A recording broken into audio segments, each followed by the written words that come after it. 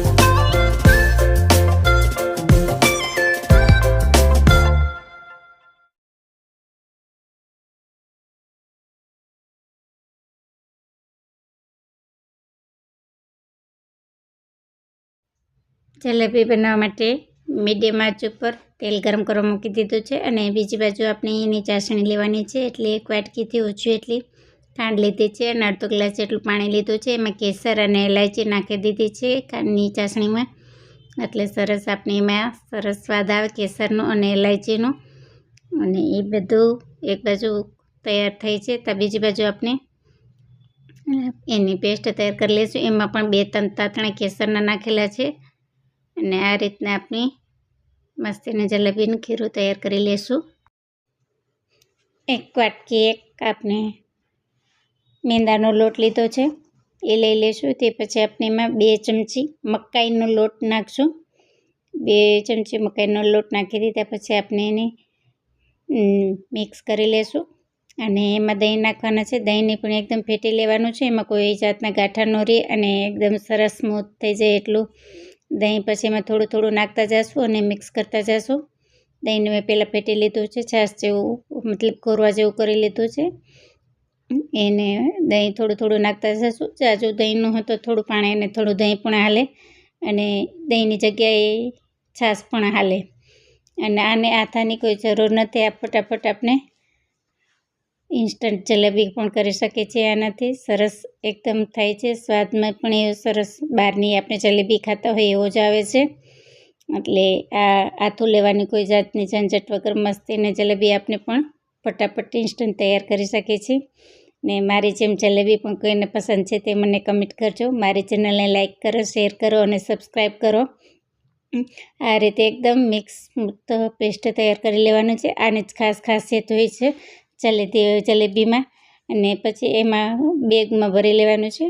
કોઈ પણ જાતની જાડી હોવી જોઈએ બેગ, એટલે આ ફાટે નહીં અને એકદમ સરસ આપણે કરી શકીએ। એમાં મેં 2 થી 3 ટીપા કલર નાખ્યો છે, યલો કલરનું હોય તો હાલે પણ ન હોય તો સ્કીપ કરી શકો। એની જગ્યાએ કોઈ હળદર નાખે છે અને આ થોડો ચપટીથી ઓછો એટલો ખાલી ખાવાનો સોડા છે આપણે જે ભજીયામાં યુઝ કરીએ છીએ એ લીધો છે।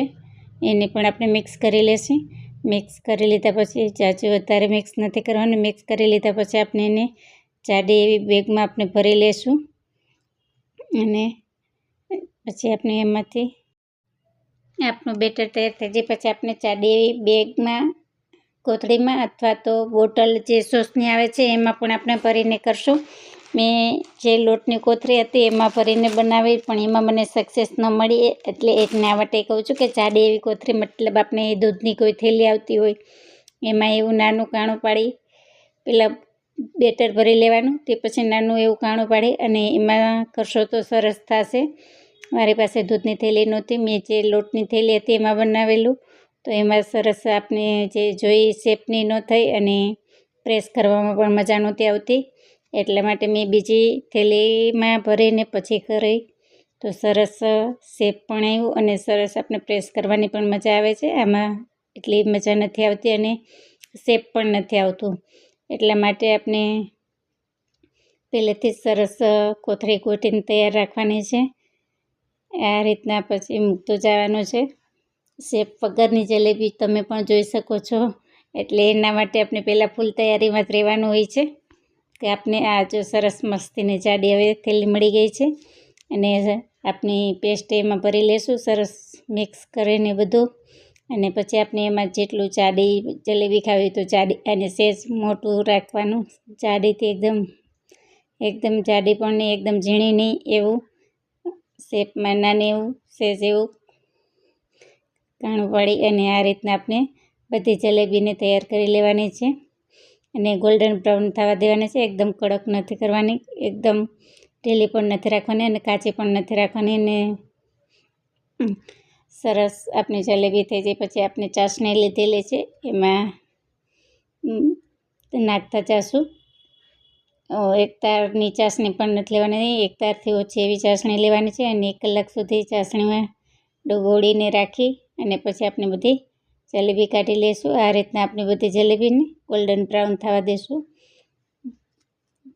ને બીજી બાજુ આપણે ચાસણી લીધેલી છે જે ડુબાડેલી હતી પહેલાંની, એ કાઢી લઈશું. ને આ રીતના બધી આપણી જલેબી તૈયાર કરી લઈશું. મારી આ રેસીપી તમને કેવી લાગી તે મને કમેન્ટ કરજો. મેં તેલમાં તળી છે, તમે ઘીમાં પણ તળી શકો છો. મને તેલમાં જ ભાવે છે, ઘીના સ્વાદમાં નથી ભાવતી એટલા માટે મેં તેલમાં તળીને લીધી છે. આ રીતના આપણે બધી જલેબી તૈયાર કરી લેશું. કેને જલેબી ભાવે છે એ જરૂરથી કમેન્ટ કરજો. મને તો બહુ જ ભાવે છે અને આ ઇન્સ્ટન્ટ થાય છે અને કોઈ જાતની ઝંઝટ નથી, ફટાફટ બનાવો અને ખાઈ લેવાની. 1 કલાકથી ઓછું પણ રાખી શકો છો. એકદમ ગોલ્ડન બ્રાઉન નથી કરવાની, મીડિયમ કરવાની છે. એટલે આપણી ચાસણી પણ એ એબ્ઝોર્બ કરી લે એ રીતના, નકર એકદમ કડક કરશો તો ચાસણીને એબ્ઝોર્બ કરે.